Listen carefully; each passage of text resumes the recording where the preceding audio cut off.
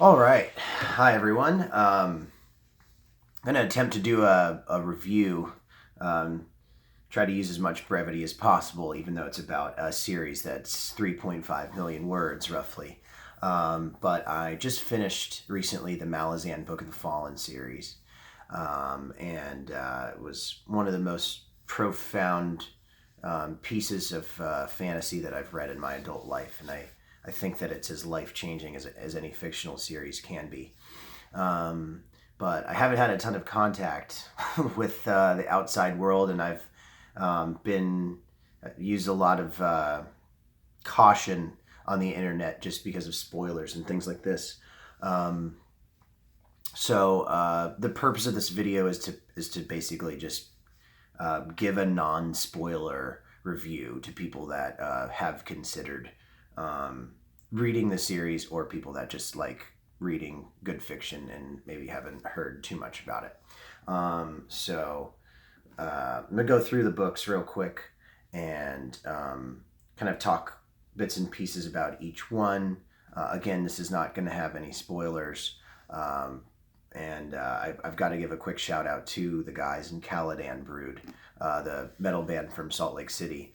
I reviewed your album when it first came out. It must have been six, maybe 5 or 6 years ago now. And I didn't know anything about Malazan. I'm probably not even saying it right because I haven't watched videos from Steven Erikson or anything like that. So my pronunciation of things is probably going to be all screwed up, but that's okay. But yeah, the music had a profound emotional effect on me in a way that I didn't think it was possible, since I didn't know anything about the lyrical content. But yeah, 5 years later, I decided to kind of spend the year going through the series, and yeah, a thank you to that band, because it's yeah, definitely life changing. But the first book is Gardens of the Moon. It basically, you're just dropped off into this universe and you're not spoon fed anything. So the learning curve is a little tight, um, but it's a fun book. It's relatively easy read. I don't think you're really, if you like fantasy, I think it's fine. My recommendation is just to use the character glossary, or there's a glossary in the back and the characters kind of dramatis personae in the front, and maps. So I think if you're willing to flip back and forth early on, it'll pay dividends in the next few books, to where you're not going to have to stop every time you hit a word that you know is specific to the Malazan universe, and look it up. You're gonna learn it quick, so that you can go into the other stories without needing as much back and flipping back and forth. So I think that is an important part of Gardens of the Moon. What's not important is understanding every single thing, because you're not really meant to. I think the book is really meant to be read again after you read the series, and I think the series is really, there are people that online I see have read it 6, 7, 8 times. So, and they learn something new each time. So there's a lot of depth to this, from a literary standpoint and from an emotional standpoint. So the second book is Dead House Gates. Dead House Gates starts things off with in a pretty intense way, and that kind of carries on throughout the book. The favorite of the storylines is generally the consensus, and in my personal opinion as well, is the Chain of Dogs, with Coltane and the Wiccan clan. It's a fascinating group um, of of horse warriors that Erikson writes about. And Yeah, I said there wouldn't be spoilers, so I'm not going to spoil anything. But it's a sprint to the finish. I mean, the whole second half of the book is ooh, your heart is just racing the entire time, and it's if you're not sold after book two, then I would be reluctant to recommend reading the rest of the series. It wasn't one of my overall favorite books, but parts of the book were my favorite part of the entire 10-book series. So yeah, Deadhouse Gates is really the make or break, in my opinion. Memories of Ice, my favorite book of the series, and to me the most emotional. I did not really understand the depth of emotion I would be feeling from this series until I read Memories of Ice. I think because it was the first book that hit me like a freight train. It's I remember I got to one of the climaxes of toward the end of the book, and not gonna say much about it other than it was relates to a character named Itkovian, and I read that climax and I was on a ski trip, and I was glad I had my goggles on because I was crying pretty much just thinking about reading what I had read the night before the entire day. Not that it's embarrassing to cry, but to not be reading and to just be thinking about it while you're skiing on a mountain is, shows the weight that that Erikson is not afraid to hit you with characters. I think that this is really the first book where you start to see that the series is centered around compassion. The universe is not always a compassionate universe, but Erikson's points that he tries to drive home that really relate to our way of life on this planet is that compassion is the most pivotal component of human life, and there's some deeper themes there that I don't really want to say in fear of kind of light, gentle spoilers, but yeah, emotionally profound and just knocked me off my feet. And I think that going back to this book, it will do that every single time. It's not just like you're surprised and that's it. It's there are no words really for how I feel about this book. Next up is The House of Chains. You'll meet a wonderful, fabulous character that you might not like right off the bat. It's the book starts off differently than the first three. Just kind of the writing style and the length of the chapters, and I guess further shows the versatility and talent of Steven Erikson. But great kind of character arc through this book, and it also ends in a very kind of humbling way. But yeah, there are so the stories, like there's three main storylines for all 10 books, and all 10 books follow one of three of those storylines, and everything kind of starts to eventually converge, I think.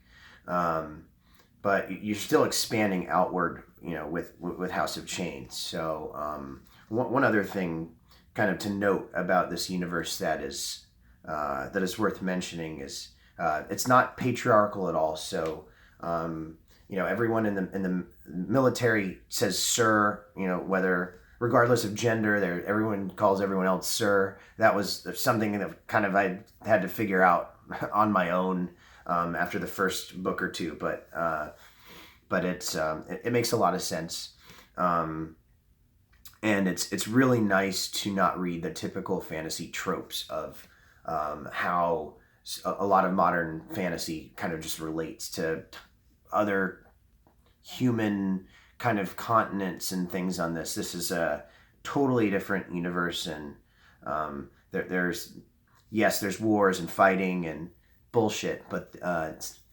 not generally about skin color or things that we fight about on this planet. So I think very progressive in that sense. So if that's something you care about, then I think you're really gonna love the series. If it's something you don't care about, then I don't think it's gonna take away from what you would get out of the series. But I do think that it's Erikson does he and I would probably get along well, judging from the views that he kind of has about where we live right now, even though he doesn't bring that over into his stories. But House of Chains is it's actually was one of my lesser favorite of the 10, but also had some of my absolute favorite characters. So I think again on a reread, there's no book that's better or worse. Just the first go around it starts off really fast and exciting, and then is kind of a slower burn. But I'm all about that. So I think that sort of thing. Not everything has to be so action packed, especially when it's a long series. Midnight Tides, the 5th book. I think that Midnight Tides is actually the most beautifully written book of the entire series. Erikson was just on a tear the entire way through, and the learning curve kind of goes steep again because you're in the 3rd main kind of continent, which you haven't seen before, and the group of people that you're learning about, they have a whole new kind of way of talking about the magic in that universe, and I think even some of the species are talked about differently. So you're trying to put bits and pieces of it together, and then there are other characters that come into the storyline. I believe this is the first time you realize, even though it's mentioned before, the Crimson Guard is mentioned kind of more in Midnight Tides, even though the other person that created the universe with Steven Erikson, Esselmont is the name of the author, they created it together, and they're both consequently archaeologists, which is really cool because they came up with an amazing set of species, for the universe that they developed over decades. So it's really well put together by people that understand skeletal structures and kind of just global, the change a planet can go through, like more than I would. But anyway, so the Crimson Guard kind of gives you a little bit of, similarities with between this continent and the other 2 continents you're dealing with. So it's definitely,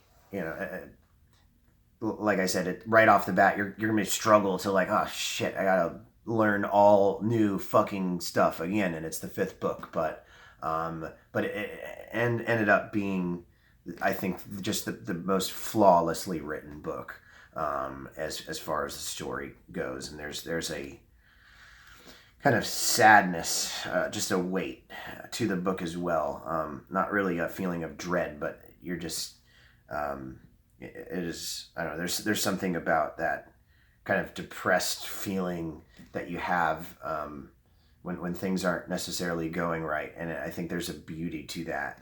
I think Erikson kind of captures that emotion just brilliantly in Midnight Tides. I think there's a chance that when I reread this, it may end up being my favorite one.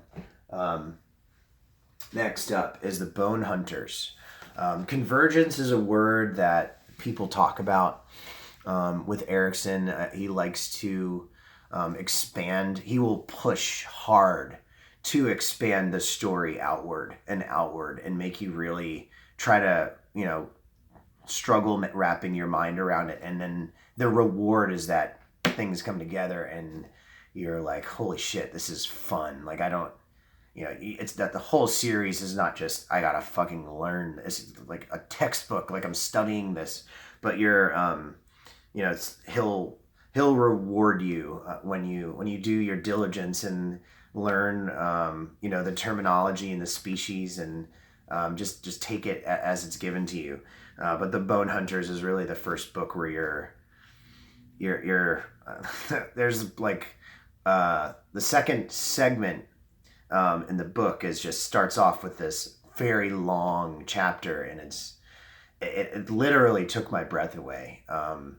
not going to say anything about it, but I recommend starting the second segment of this book, with a few hours dedicated to not needing to take a break in the middle of that segment, because you're kind of on the edge of your seat, and your heart's pounding, but you can't breathe. Like you feel like you're there with the characters.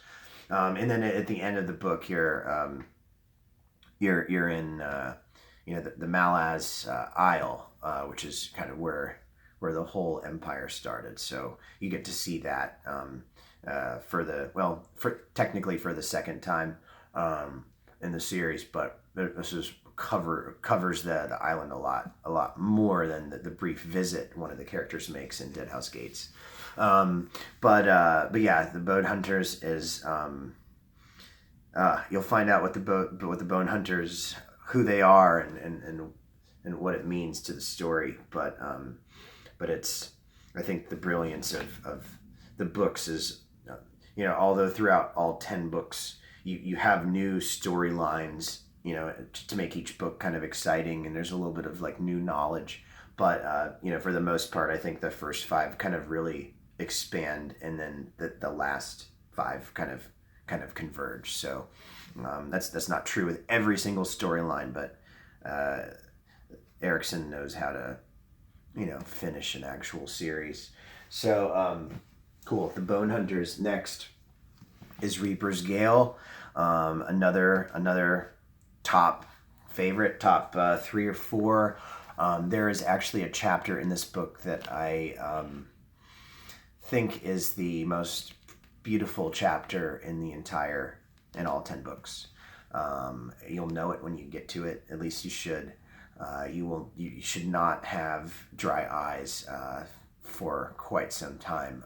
It is probably the most beautiful, precious moment in the story, in the entire thing, and I think it encapsulates the meaning of going back to that compassion. I think that it captures that probably better than any other moment, at least in the first read for me. It's a character that is a special character. So yeah, a lot of other great things about this book, but I do think that moment is worth mentioning primarily. Next is Toll the Hounds.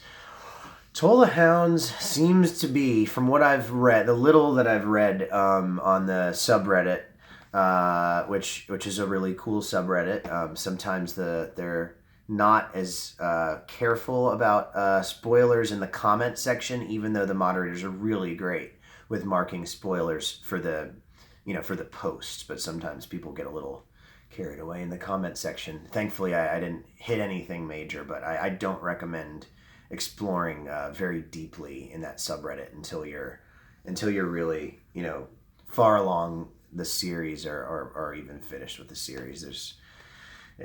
Talk to people privately that know not how to spoil things. But anyway, the Toll the Hound seems to be polarizing. I don't really know why. It wasn't by any means my favorite.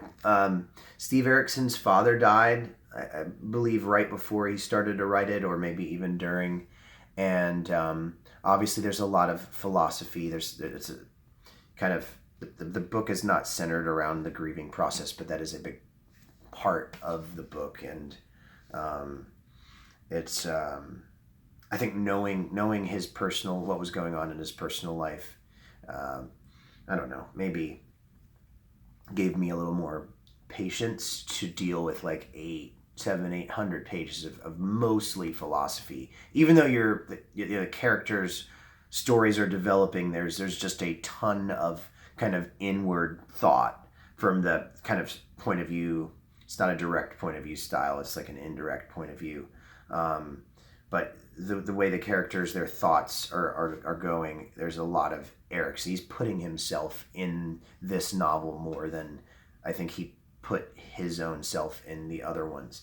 And I am a fan of that. I like it a lot. I think it's it's remarkably subtle. Even though there's so much philosophy, it's not preachy or overbearing. I think that he just put a lot of his soul into this and was obviously grieving himself, and it's very cathartic, especially if you've lost anyone in your life. I think that this is a book that I will return to anytime I have to deal with any kind of loss.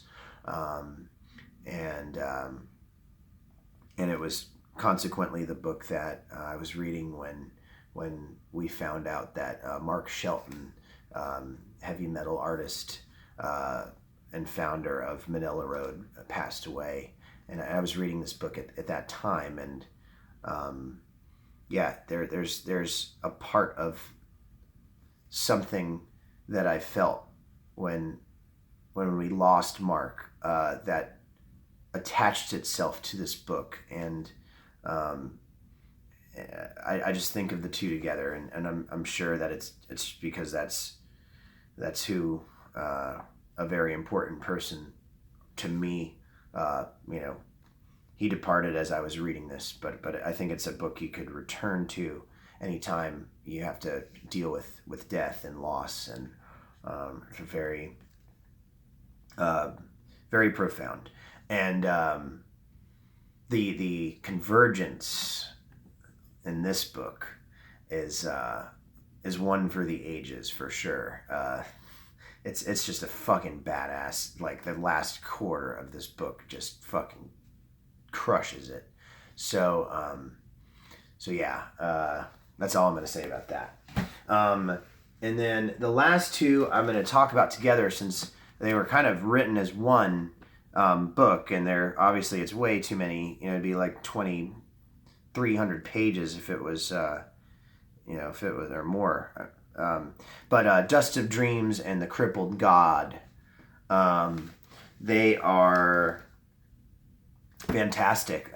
It's obviously big, but you read through it quickly. You're ready to get there after Toll the Hounds, and after that kind of slow, prodding philosophical stuff. I think that you're given just as much of that in these books, but you're coming to the completion of the series, and it is never boring. It is you're still getting kind of new characters, but you're pretty much understanding all of the species that Erikson is writing about, and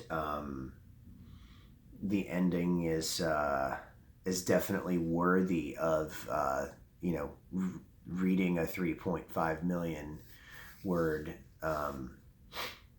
story, and the ending is a great payoff.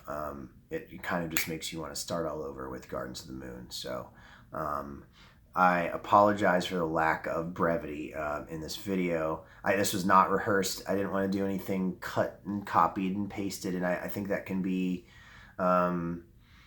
I don't know. I didn't think about what I was going to say before I hit play, and I tried to do it as quickly as possible. Obviously, after 10 books, you're going to hit close to 25 minutes in a video. But I am a firm believer that if you care about fantasy, if you like the genre, or even if you like sci-fi, you don't have to be a fantasy nerd, even though I am. But if you like the sci-fi fantasy, if you want to challenge yourself a little bit, not in the literature, but in the world, which is kind of a challenging one, I highly recommend it. I think that it's as life-changing as any fiction can be. I think it's changed the way that I see the universe. Not that it's changed me, but I kind of think about things differently, I guess, is a good way of saying it. Try to have a different perspective, or try to adopt a lot of Erikson's perspective, because I think it's if you like reading about, if you're not afraid to feel emotion, and if you like authors that really put humanity into their work, it's something you'll certainly appreciate. But yeah, so this is not by any means a professional review. I'm not trying to really be a book reviewer. The point of this is just to get, to have a video memory for myself, for family, loved ones, anyone else who cares about my first kind of raw, unrehearsed, unedited impression of a beautiful series. So thanks again to the dudes in Caladan Brood, and thank you, obviously, to Stephen Erikson and Ian Esselmont for creating this wonderful universe that we can all take part in and be passionate about. I think it's a lifetime achievement for even any great writer, and the fact that they're still going and pumping out novels is incredible to me. So thanks for listening, and yeah, maybe I'll do another video soon. So let me know if you liked it or hated it, whatever. Thank you.